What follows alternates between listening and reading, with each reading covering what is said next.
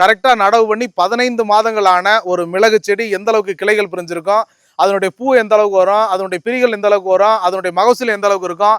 நாம சொல்லியிருந்தோம் 2வது ஒரு இடத்துல ஆவரேஜா ஒரு செடிக்கு 2 கிலோ அளவுக்கு ட்ரை பெப்பர் நம்மளால எடுக்க முடியும். அதனுடைய வந்து சின்னதாக இருக்குன்னு சொல்லியிருந்தீங்க. கிட்டத்தட்ட எந்த அளவுக்கு அதனுடைய பால்ரஸ் குண்டு மாதிரி எந்த அளவுக்கு உருட்டா வருங்கிறத நீங்க பாருங்க. இங்கே பார்த்தீங்கன்னா 1 2 3 4 5 6 பக்க கிளைகள் இருக்கு.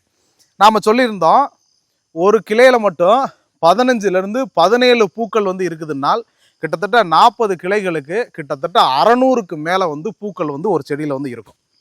அப்போ இது நீங்க கால்குலேஷன் பண்ணுங்க. இது 2 கிலோ மிளகு தருமா தராதாங்கிறத நீங்க முடிவு பண்ணுங்க. அனைவருக்கும் வணக்கம். உளவி ஆர்கனைசேஷன்ல இருந்து நான் உங்கள் தினேஷ்குமார். தொடர்ச்சியா செடி மிளகு எப்படி வரும், சமவெளியில் எப்படி வரும், எவ்வளவு வெயில் வேணும், எவ்வளோ நிழல் தேவைப்படும், தென்னந்தோப்புகள் எப்படி ஊடுபயிரா பண்ணலாம், பாக்குத்தோப்புகள் எப்படி ஊடுபயிரா பண்ணலாம், 2 மாத செடி எப்படி இருக்கும், 6 மாத செடி எப்படி இருக்கும், 5 வருஷ செடி எப்படி இருக்கும், 1 வயசு செடி எப்படி இருக்கும், இது எல்லாத்தையும் நாம் ஒன் பை ஒன்னா சொல்லிக்கிட்டே இருக்கோம். காரணம் இவ்வளவு தூரம் சொல்ல வேண்டிய அவசியம் என்னன்னு சொல்லி கேட்டிங்கன்னா, நம்ம எல்லா இதுலேயுமே சொல்கிறதான் ஒரு சாகுபடி யார் வேணாலுமே எளிமையாக பண்ணிட முடியும். ஆனால் அதை சந்தை தெரியாமல் சாகுபடி பண்ணும்போது ஒரு அக்ரிகல்ச்சர் லாஸ் ஆகுதா ப்ராஃபிட்டாக மாறுதாங்கிறது அதனுடைய சந்தையை வச்சு தான் இருக்குது. அப்போது சந்தைப்படுத்தக்கூடிய எளிமையான பயிர்கள் என்னென்னவெல்லாம் இருக்குது அப்படின்னு சொல்லி நான் பார்க்கும்போது மிளகு இருக்கிறதுல ஈஸியஸ்ட் கிராப்னு சொல்லலாம். ஏன்னா நீங்கள் மலைத்தோட்டங்களில் மட்டும்தான் வரும் அப்படின்னு உங்கள் எண்ணத்தில் விதைக்கப்பட்ட ஒரு பயிர் பார்த்தீங்கன்னா மிளகு, ஏலக்காய், கிராம்பு, பட்டை இது எல்லாமே மலைப்பிரதேச ஹில் கிராப்ஸ் அப்படின்னே சொல்லுவாங்க, மலைத்தோட்ட பயிர்கள் அப்படின்னு சொல்லிட்டு. அப்படிப்பட்ட மலைத்தோட்ட பயிர்களை சமவெளியிலையும் கொண்டு வர முடியும் அப்படின்னு சொல்லி நிரூபிச்சிருக்கு ஒவ்வொரு காணொலியிலையும் உளவி. நம்ம சொல்லியிருந்தோம் 5 மாத செடியிலேருந்து 2 மாத செடியிலேருந்து 1 வயசு செடி வரைக்கும் காமிச்சிருந்தோம். கரெக்டாக நடவு பண்ணி 15 மாதங்களான ஒரு மிளகு செடி எந்த அளவுக்கு கிளைகள் பிரிஞ்சிருக்கும், அதனுடைய பூ எந்த அளவுக்கு வரும், அதனுடைய பிரிகள் எந்த அளவுக்கு வரும், அதனுடைய மகசூல் எந்த அளவுக்கு இருக்கும். நாம சொல்லியிருந்தோம் 2வது ஒரு இடத்துல ஆவரேஜா ஒரு செடிக்கு 2 கிலோ அளவுக்கு ட்ரை பெப்பர் நம்மளால எடுக்க முடியும். அப்போ ஒரு செடியிலிருந்து இன்னைக்கு மார்க்கெட் ரேட்டு கிலோ 625 ரூபாயிலிருந்து 750 ரூபா வரைக்கும் போய்கிட்டு இருக்கு. நமக்கு 600 ரூபாய்க்கு தான் போகுது அப்படின்னா கூட 2 கிலோ மிளகு ஒரு ட்ரை பெப்பர் கிடைக்குதுன்னா கிட்டத்தட்ட 1200 ரூபா. அப்போ செலவினங்கள் போக ஒரு செடி நமக்கு உறுதியாக 1000 ரூபாய் வருமானம் கொடுக்கக்கூடியது. ஒரு ஏக்கருக்கு நீங்கள் 500 செடி சாகுபடி பண்ணுறீங்க அப்படின்னா கிட்டத்தட்ட 5 லட்ச ரூபா வரைக்கும் ஊடு பேரில் உங்களுக்கு வருமானம் வரும்னு சொல்லியிருந்தோம். வாங்க 15 மாதங்கள் 2வது ஒரு இடத்துல இருக்கக்கூடிய 1.25 வருஷம் ஆகக்கூடிய ஒரு மிளகு செடியில் எந்த அளவுக்கு கிளைகள் பிரிஞ்சிருக்கு, எவ்வளோ குத்து கட்டி இருக்கு, இதனுடைய குத்தை நீங்கள் பாருங்கள். எவ்வளோ பக்க கிளைகள் இருக்குன்னு சொல்லி நீங்கள் பார்க்கலாம். இது எந்த அளவுக்கு கிளைகள் விரிஞ்சிருக்கு, எவ்வளோ மல்டி பிரான்ச்சஸ் வந்திருக்குன்னு சொல்லி பாருங்கள். நீங்கள் பார்த்தீங்கன்னா தெரியும் ஒவ்வொரு கிளைகள்லையும் எந்த அளவுக்கு மிளகு பிரி வந்திருக்குன்னு பாருங்கள். இது கரிமுண்டா அப்படிங்கிற நாட்டு ரகம். இதனுடைய நாம் சொல்லியிருந்தோம் ஒரு இலைக்கு இன்னொரு இலைக்கு இடையில அடுக்கடுக்கா தொடர்ச்சியாக மிளகு பூப்பிரிகள் வந்துக்கிட்டே இருக்குன்னு சொல்லியிருந்தோம். நீங்கள் கூட கேட்டிருந்தீங்க அது எப்படிங்க ஒரு இலைக்கு இன்னொரு இலைக்கு இடையில எப்படிங்க அடுக்கடுக்கா பிரிகள் வரும்னீங்க. இப்போ இதில் நீங்கள் கவுண்ட் பண்ணி பார்க்கலாம். ரொம்ப ஆவரேஜாக நான் உங்களுக்கு ஒன்று சொல்கிறேன். இந்த ஒரே ஒரு ஏதாவது ஒரு எடுத்துக்கலாம். இந்த ஒரே ஒரு சின்ன வாதில் மட்டும் எத்தனை பூ இருக்குன்னு பார்க்கலாம்.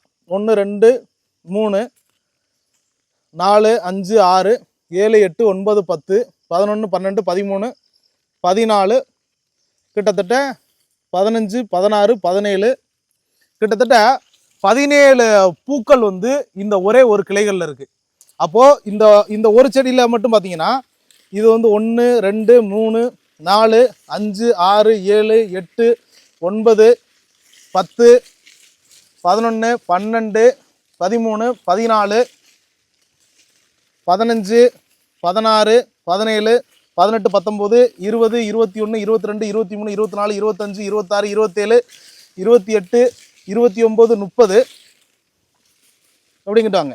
31 32 33 34 35 36 37 38 கிட்டத்தட்ட இப்போ நான் என்னது இந்த ஒரே ஒரு கிளை மட்டும்தான். இது எப்படி தான் இதில் இருக்கக்கூடிய பக்க கிளைகளோட எண்ணிக்கை பார்த்தீங்கன்னா இது பெருங்கிளைகள் மட்டும் நாம் சொல்கிறோம். இந்த பெருங்கிளைகள் இருக்கக்கூடிய பக்க கிளைகள் பார்த்தீங்கன்னா 1 2 3 4 5. அப்போது பெருங்கிளைகள் மட்டுமே கிட்டத்தட்ட 40 கிளைகள். இந்த 40 கிளைகளில் ஒவ்வொரு கிளைகள்லையுமே பார்த்தீங்கன்னா இது ஒரு பெருங்கிளை. இந்த பெருங்கிளைகளில் இருக்கக்கூடிய பக்க கிளைகளோட எண்ணிக்கை பார்த்தீங்கன்னா 1 2 3 4 5 6 பக்க கிளைகள் இருக்குது. நாம் சொல்லியிருந்தோம் ஒரு கிளையில் மட்டும் 15லிருந்து 17 பூக்கள் இருக்குதுன்னால் கிட்டத்தட்ட 40 கிளைகளுக்கு கிட்டத்தட்ட 600க்கு மேலே பூக்கள் ஒரு செடியில் இருக்கும். அப்போது இது நீங்கள் கால்குலேஷன் பண்ணுங்கள். இது வந்து 2 கிலோ மிளகு தருமா தராதாங்கிறத நீங்கள் முடிவு பண்ணுங்கள். கிட்டத்தட்ட இது வந்து இந்த நேரத்தில் மட்டும்தான். நாம் சொல்லியிருந்தோம் மிளகு வந்து குத்துச்செடி மிளகை பொறுத்தளவுக்கு எல்லா மாதமுமே வந்து தொடர்ச்சியாக வந்து அறுவடை தரக்கூடியது. ஒரு பூவுக்கும் இன்னொரு பூவுக்கும் இடையில தொடர்ச்சியாக வந்து பூக்கள் வந்துக்கிட்டு இருக்குன்னு சொல்லியிருந்தோம். நாம் பாருங்கள் இதிலே பார்த்தீங்கன்னா முத்துன மிளகு இருக்குது. அதிலிருந்து பார்த்தீங்கன்னா 2ஆம் தரத்தில் இருக்கக்கூடிய மிளகு இருக்குது. அதிலே பார்த்தீங்கன்னா 3ஆம் தரத்தில் மிளகு மணிக்கட்டின 3ஆம் தரத்தில் இருக்க பூக்கள் இருக்குது. அதிலே பார்த்தீங்கன்னா புது பூ வந்து மகரந்த சேர்க்கை செட்டான பூ இருக்குது. அதிலே பார்த்தீங்கன்னா இளம்பூன்னு சொல்லக்கூடிய இப்போதைக்கு வந்து இளம் பூக்கள் இருக்குது. பச்சை பூ மாறாத பூக்கள், இன்னும் மஞ்சள் தட்டாத பச்சை பூக்கள் இருக்குது. இது வந்து தொடர்ச்சியாக இருக்கும். இதில் நம்ம இதனால தான் சொல்கிறோம் குத்துச்செடி மிளகை பொறுத்தளவுக்கு சீசனபிள் கிராப்புங்கிறது இல்லை. இது ஒரு அன்சீசனபிள் கிராப்பு. அதாவது வந்து தொடர் அறுவடை வந்து கொடுக்கக்கூடியது. எல்லா மாதங்களும் பார்த்தீங்கன்னா முத்துன மிளகை வந்து நம்ம வந்து கட் பண்ணி எடுத்துக்கிட்டே இருக்கலாம் அப்படின்னு நம்ம சொல்கிறதுக்கு காரணம் இதுதான். ஒரு மிளகு பூத்ததுலேருந்து அறுவடைக்கு எப்போ தயாராகும் அப்படின்னு நிறைய பேர் கேட்டிருந்தீங்க. ஒரு செடி பூ வந்ததுலேருந்து குறைந்தது 120 நாட்கள் 4 மாதங்களில் வந்து அது வந்து அறுவடை ஆகும். அப்போ நம்ம சொல்லியிருந்தோம் ஒரு செடி நீங்கள் நடவு பண்ணி 60 நாளுக்குள்ளே புதுசாக தளிரோட பூ இறக்கிறோம். அப்போ அந்த இறக்குற பூ எப்போ அறுவடை ஆகும்? 6ஆம் மாதத்துக்கு மேலே வந்து அறுவடை ஆகும். அதனால தான் நம்ம சொல்கிறோம் முதல் ஒரு இடத்துலேயே குத்துச்செடி மிளகானது அறுவடைக்கு வந்துடும் அப்படின்னு சொல்கிறதுக்கு உண்டான காரணம் இதுதான். இது வந்துட்டு இந்த மாதிரி வந்து ஒரு செடியில் மட்டும் தான் காமிக்கிறீங்க அப்படின்னு இல்லை. இது போல் நடவு பண்ணி 15 மாதங்களான அடுத்தடுத்த செடிகளை நாம் பார்க்கலாம். எந்த அளவுக்கு வந்துட்டு உங்களுக்கு மல்டிபிள் பிரான்ச்சஸ் வந்து பிரிஞ்சிருக்கு. அப்போ அதிகப்படியான பக்கக்கிளை உருவாக்கத்தின் மூலியமாக அதிகப்படியான மகசூலை வந்து எப்படி அடையலாம் அப்படிங்கிறத நம்ம வந்து பார்க்கலாம். இதில் நீங்கள் பாருங்கள், இதில் பார்த்தீங்கன்னா அதில் வந்து 40 கிளைகள் இருக்குன்னா இந்த செடியில் குறைஞ்சது வந்து ஒரு 50லேருந்து 60 கிளைகள் வரைக்கும் இருக்கும். எந்த அளவுக்கு நாம் வந்து உணவு முறை, அதாவது மிளகுல வந்து பூச்சி வராது நோய் வராதுங்கிறத தாண்டி எந்த அளவுக்கு நீங்கள் வந்து மெனியூர் மேனேஜ்மெண்ட்டை வந்து கரெக்டாக பண்ணுறீங்களோ, அதாவது உர மேலாண்மை எந்த அளவுக்கு பண்ணுறீங்களோ, ஒவ்வொரு 45 நாள் இடைவெளியிலையும் நீங்கள் எந்த அளவுக்கு வந்து மெனியூர் கொடுக்குறீங்களோ, அப்போ வந்து என்ன மாதிரியான மெனியூர் கொடுக்கணும், முழுக்க உழை வந்து பார்த்தீங்கன்னா இயற்கை முறையிலே வந்து மிளகு வந்து உங்களுக்கு வந்து எப்படி அறுவடை கொண்டு போகிறதுன்னு சொல்கிறோம். அதாவது மக்கான தொழு உரத்துலேருந்து, இஎம் சொல்யூஷன்லேருந்து, ஜீவாமிரத்துலேருந்து, அமிர்த கரைசல்லேருந்து, WTC சொல்லக்கூடிய வேஸ்ட் டீகம்போஸ்லேருந்து, கடலை புண்ணாக்கு, வேப்ப புண்ணாக்கு, புங்க புண்ணாக்கு, எள்ளு புண்ணாக்கு, இது போல நுண்ணூட்டங்களையும் புண்ணாக்குகளையும் மக்கிய தொழு உரங்களையும் அதையே ஊட்டமேற்றிய தொழு உரங்களாகவும் இதில் வந்து உங்களுக்கு வந்துட்டு இந்த லிக்விட் ஃபெர்டிலைசர் சொல்லக்கூடிய ஜீவாமிர்தா இருக்கட்டும், அமிர்த கரைசலாக இருக்கட்டும், இதை எப்பப்போ கொடுக்கணும், எந்தெந்த வழிமுறைகளில் கொடுக்கணும், ஒரு செடிக்கு எவ்வளோ கொடுக்கணும் அப்படிங்கிறத நாம் களத்துக்கு 1 மாதத்துக்கு ஒரு முறை 2 மாதத்துக்கு ஒரு முறை நேரடியாக ஆய்வு செஞ்சு நாம் வந்து இலவச ஆலோசனைகள் கொடுக்குறோம். இலவச ஆலோசனைகள் ஏன் கொடுக்குறோம் அப்படின்னா, ஒரு புது வகையான சாகுபடியை நோக்கி நீங்கள் வந்து போகிறீங்க அப்படிங்கும்போது அதில் இருக்கக்கூடிய உர மேலாண்மை, பூச்சி மேலாண்மை, நோயியல் மேலாண்மை, எப்படி நுணிக்கிறது, எப்படி அறுவடை கொண்டு போகிறது, ஒரு செடி எப்போ பூக்கும், பூத்ததுலேருந்து எப்போ அறுவடைக்கு வரும், அறுவடைக்கு வந்தது எப்படி நம்ம வந்து ஐடென்டிஃபிகேஷன் பண்ணுறது, அப்போ அறுவடைக்கு வந்த செடி அதை எப்படி நம்ம அடுத்த ப்ராசஸ் கொண்டு போகிறது, அதை எப்படி ட்ரை பேப்பராக மாற்றுறது, இது எல்லாத்துக்குமே உளவி வந்துட்டு உங்களுக்கு வந்து 2 மாதத்துக்கு ஒரு குறைந்தது வந்து 50 நாளைக்கு ஒரு முறை 60 நாளைக்கு ஒரு முறை நேரடியாக வந்து களத்தை ஆய்வு செஞ்சு நம்ம வந்து இலவச ஆலோசனை கொடுக்குறோம். ஒரு செடி வந்து கொடுக்குறது மட்டும் இல்லை, அதனுடைய அறுவடை வரைக்கும் கொண்டு போகிறோம். இப்போ நீங்கள் இந்த செடியில் பாருங்கள், நாம் சொல்லியிருந்தோம் 2 ஆண்டுகள் முடிவடையும் போது ஒரு செடியில் நீங்கள் வந்து இந்த இடத்துல வந்து ஒரு குச்சி ஊண்டி இதை எடுத்து இப்படி கட்டணும்னு சொல்லியிருந்தோம். இப்படி நீங்கள் எடுத்து கட்டும் போது தான் பார்த்தீங்கன்னா உங்களுக்கு கீழே வந்து மிளகு வந்து அடிபடாது. இதில் நீங்கள் பார்க்கலாம் எந்த அளவுக்கு வந்து கிளைகள் இருக்குது. அப்போ இதை எடுத்து கட்டும் போது எந்த அளவுக்கு வந்து மகசூல் இருக்குன்னு சொல்லியிருந்தோம். நாம் சொல்லியிருந்தோம் எல்லாரும் வந்து நிறையா வந்து காணொலியில் கேட்டிருந்தீங்க, இல்லை குத்துச்செடிங்கிறது இல்லை, 1 வருஷத்துக்கு மேலே ஆகும்போது அது ஒவ்வொரு கணுலையும் வேறு இறைக்கிறோம், அது கொடியாக மாறிடும். நீங்கள் கிட்டத்தட்ட 15 மாதங்கள் நிறைவடைந்த இந்த மிளகு செடி முதல் ட்ரையல் ஃபீல்டாக போட்டு நம்ம வந்து கொண்டு வந்தது. எந்த கிளைகள்லையாவது எந்த பக்க கிளைகள்லையாவது நீங்கள் வந்துட்டு உங்களுக்கு வந்து அந்த ஒவ்வொரு கணுலையும் பார்த்தீங்கன்னா வேறு இறங்கியிருக்காங்கிறது நீங்கள் வந்து வாங்க செக் பண்ணுங்கள். எந்த கணுலையாவது வேறு இறங்கியிருக்கான்னு பாருங்கள். ஒரு கனவு மட்டும் இல்லை, அடுத்தடுத்த புது கனவுலையும் கூட பழைய கனவுலையும் கூட அடித்தண்லையும் கூட நீங்கள் வந்து பாருங்கள் எந்த அளவுக்கு அடித்தூர் கட்டி எந்த அளவுக்கு பிரிஞ்சிருக்குன்னு பாருங்கள். இதில் நீங்கள் ஈஸியாக பார்க்கலாம் எந்த அளவுக்கு வந்து மல்டிபிள் பிரான்ச்சஸ் இருக்குன்னு பார்க்கலாம். இது வந்து நுனிக்கிள்ளி கொண்டு வரப்பட்டதில்லை. மிளகு வந்து பொதுவாகவே இயற்கை முறையில் மிளகு அதுவாகவே வந்து பக்க கிளைகள் வந்து நிறையா வந்து பிரசவிக்கும். அதிகப்படியான பக்க கிளைகளை வந்துட்டு நாம் வந்து பழத்தோட்ட பயிர்களாகக்கூடிய தோட்டக்கலை பயிர்களை பொறுத்தளவுக்கு நாம் சொல்லியிருந்தோம் நாம் வந்துட்டு உருவாக்கணும், பக்க கிளைகளை நாம் வந்து உருவாக்கணும்னு சொல்லியிருந்தோம். அப்போ நாம் பக்க கிளைகளை உருவாக்கும் பொழுது நுனிக்கிழுதல் மூலியமாகவும் சாஃப்ட் ப்ரூனிங் சொல்லக்கூட சாஃப்ட் ப்ரூனிங் மூலியமாகவும் அல்லது ஹார்ட் ப்ரூனிங் மூலியமாக நாம் வந்துட்டு பக்க கிளைகள் உருவாக்கலாம். ஆனால் மிளகை பொறுத்தளவுக்கு அதுவே தன்னிச்சையாக பக்க கிளைகளை அதிகப்படியாக பிரசவிக்கும். அப்போ நம்ம நுனிக்கிற வேலையும் கிடையாது. அப்போ மிளகை பொறுத்தளவுக்கு எந்த அளவுக்கு ஈஸியஸ்ட் கிராப்புங்கிறத பார்த்தீங்கன்னா இந்த காடை இப்படியே பாருங்கள், எவ்வளோ வந்து களை மண்டி கிடக்குன்னு பாருங்கள். இவ்வளோ களைகள் இருக்கக்கூடிய ஒரு தோட்டத்தில் ஒரு செடியில் எந்த செடியாக இருந்தாலும் பச்சை புழு வந்தே தீரும்.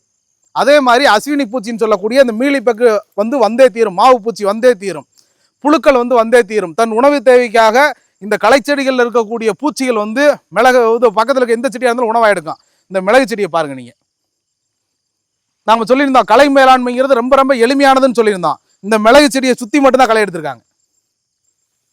ஏன்னா உள்ளுக்குள்ள வந்து களை முளைக்காது. காரணம் வந்து சூரிய ஒளி தரையை தொடாதன் காரணமாக இவ்வளவு வந்து புஷ்ஷாட்டை விரிஞ்சிருக்கனால அடியில் வந்து களை முளைக்காது. அப்போ இந்த செடியில இந்த அளவுக்கு பக்கத்தில் வந்து களைகள் இருந்தும் இந்த செடிக்கு வந்துட்டு பூச்சியோ நோயோ வராதுக்கு காரணம் என்னன்னு கேட்டீங்கன்னா மிளகு பூச்சி தாக்காத பயிர் என்பதற்கு இதுதான் உங்களுக்கு வந்து உதாரணம். வாங்க நம்ம அடுத்த செடியும் பார்க்கலாம், அது எந்த அளவுக்கு வந்து வளர்ச்சி இருக்குன்னு பார்க்கலாம். இப்போ இந்த செடியை பாருங்க, இதில் எந்த அளவுக்கு பிரான்ச்சஸ் இருக்கு, எந்த அளவுக்கு புதுப்பூ வந்திருக்கு, இதெல்லாம் எந்த அளவுக்கு வந்து பக்க கிளைகளை வந்து பிரிக்குது அப்படிங்கிறது இதில் நீங்கள் ரொம்ப எளிமையாக பார்க்கலாம். இதெல்லாமே பக்க கணுக்கள் தெரியுதுங்களா? எந்த அளவுக்கு வந்து ஒரு செடியில் வந்து பக்க துளிர்களோட பக்க கணுக்கள் வந்துருக்குங்கிறத பார்க்கலாம். இந்த பக்க கணுக்கள் எல்லாமே பக்க கிளைகளாக வந்து மாறக்கூடியது இதில் நீங்கள் பார்க்கலாம். இதெல்லாம் வந்து பக்க கணக்கில் வரக்கூடியது. நாம் சொல்லியிருந்தோம் பார்த்தீங்களா, அடுக்கடுக்காக வந்துட்டு மிளகு வந்து பூக்கள் பிரிக்கல் வந்து இறங்கிட்டே இருக்கும்னா ஒரு செடியில் மட்டும் இல்லை, எல்லா செடிகள்லையுமே தொடர்ச்சியாக வந்து பூக்களும் பிரிக்கல் இறங்கிட்டே இருக்கும். அதே நேரத்தில் பார்த்தீங்கன்னா அறுவடைக்குரிய மிளகு இருக்கும்.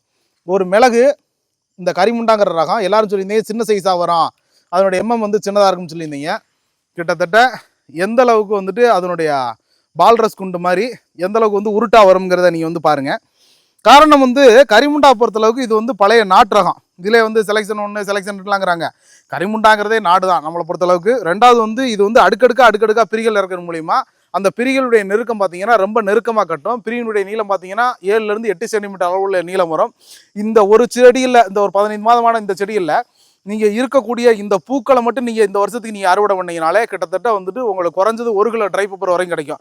குறைஞ்சது இப்போ இருக்க பூக்களுடைய கண்டிஷனுக்கு 3 கிலோ க்ரீன் வந்து நமக்கு போல 3 கிலோ க்ரீன் வந்து கிடைக்கும். 3 கிலோக்கு 1/3ன்னு சொல்லுவாங்க. 3 கிலோ க்ரீன் கிடைக்கும் போது தாராளமாக நமக்கு வந்து 1 கிலோ ட்ரை வந்து கிடைக்கும். இது ஆண்டு முழுவதும் இப்படி நம்ம அறுவடை செய்யும் போது நம்ம சொல்லியிருந்தோம் 2வது இடத்துலேருந்து எளிமையாக வந்து 2 கிலோ ட்ரை கிடைக்கும்னு சொல்லிட்டு. அதுக்கு இதுதான் சான்று. மேற்கொண்டு இது போல வீரிய ரக நாற்றுகளும் நேரடியாக தோட்டத்தை வந்து கள ஆய்வு செஞ்சு உங்களுக்கு வந்து அந்த மண்ணுக்கு வருமா வராதா, ரெண்டாவது வந்து எந்த அளவுக்கு வெளிச்சம் வரும்னு கேட்டீங்க, எப்படி நீங்கள் மேலே காமிங்க. தென்னை மரத்துக்கு நடுவில் வந்து நம்ம வந்து சாகுபடி இருக்கோம். நேரடி சூரிய வெளிச்சத்தில் நம்ம வந்து உங்களுக்கு வந்து இந்த மிளகு வந்து நம்ம வந்து சாகுபடி இருக்கோம். அப்போ நீங்கள் வந்து நேரடி சூரிய வெளிச்சத்தில் எப்படி மிளகு வரும் அப்படின்னு சொல்லி கேட்டிங்கன்னா நாம சொல்கிறோம் பாதி விழுக்க, அதாவது 50 விழுக்காடு நிழலும் 50 விழுக்காடு வெயிலும், அதாவது இந்த டான்சிங் ஷேடோன்னு வந்து சொல்லுவாங்க. வெயிலும் நனலும் மாறி மாறி வரக்கூடிய எல்லா இடங்களையுமே மிளகு வந்து சாகுபடி பண்ண முடியும் அப்படிங்கிறதுக்கு இதுதான் உதாரணம். மற்ற எல்லாத்துலேயுமே வந்து ஊடுபயிராக பண்ணலாம். உழவி வந்து எல்லா காணொலியும் சொல்கிறதான் திருப்பி சொல்கிறோம். ஒரு நிலத்தில் ஓர்பயிர் சாகுபடி முறையை முற்றுமுழுதாக ஒழித்து ஒரு நிலத்தில் அடுக்குமுறை சாகுபடி, தொடர் அடுக்குமுறை சாகுபடி, 5 அடுக்குமுறை சாகுபடி, 3 அடுக்குமுறை சாகுபடி, 7 அடுக்குமுறை சாகுபடி, இது போல் நீங்கள் அடுக்குமுறை சாகுபடிக்கு போகும்போது தான் உங்களுக்கு இன்கம்ங்கிறது அக்ரிகல்ச்சரில் வந்து தொடர்ச்சியாக இருக்கும். ரெண்டாவது வந்து அதிகப்படியான தேவை இருக்கக்கூடிய இந்த மிளகை அனைவரும் பார்த்தீங்கன்னா ஊடுபயிராக வந்து சாகுபடி செஞ்சுக்க உழவி முற்றுமுழுதாக உங்களுக்கு வந்து துணை இருக்கும். மேற்கொண்டு இது போல வீரிய நாற்றுகள் வேணுங்கிற விவசாயிகள் நிச்சயமாக நீங்கள் உழவி வந்து தொடர்பு கொள்ளலாம். உழவி என்றும் உங்களோடு பயணிக்கும். நாம் இந்த செடி வந்து அடுத்து 1.5 வருஷத்தில் எப்படி இருக்கும், 2 வருஷத்தில் எப்படி இருக்கும், 3 வருஷத்தில் எப்படிங்கிறத நம்ம ஒவ்வொரு காணொலியில் நம்ம காட்டுவோம். விவசாயிகள் பார்த்து பயன்பெறுங்கள். நன்றி, வணக்கம்.